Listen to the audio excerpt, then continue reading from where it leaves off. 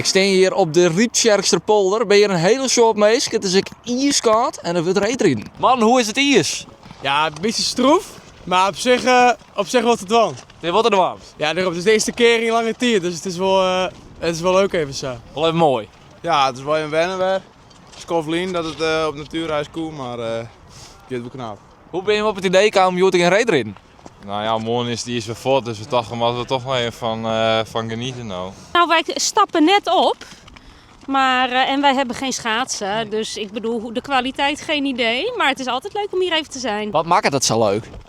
Ja, dat weet ik ook gewoon niet. Het is gewoon leuk om hierover te glijden, vind ik. Mark is hier even aan het reetrieden, maar hij wil een heel bijzonder ding in de hand. Wat houdt dat precies in? Ja, dat is een wing. Dat is wing schaatsen. Ze doen normaal wing foilen.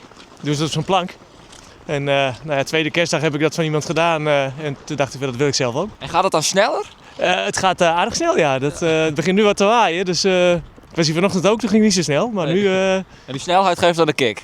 Ja, ook. Ja, het is nieuw. Het is anders. Dus dat is wel heel erg leuk. Al gevallen vandaag? Nee, gelukkig niet. Gelukkig niet, nee. Ik ben hier gisteren wel geweest en toen ben ik er doorheen gezakt toen ik eraf ging. Oei. Maar dat was op schoenen. Het is een beetje bobbelig. Oh, ja. Je kunt niet lekker glijden, zeg maar. Maar wel leuk. Jawel, prima, jawel. Ik denk dat voor vandaag dat het 4 jaar geleden was of zo. Dus het is leuk om weer eens te schaatsen. Nou, uw ijsbaan in Weiden, daar wie maar hier ontrieden. Dus wij toch, dan gaan we maar even hierheen. Hè. En zit er wel onbekend, hè, dat je gauw rieden kist. Dus, sa. Je mag wel van onder de meesten dus. Jawel, Ja. jazeker. Ja, ja.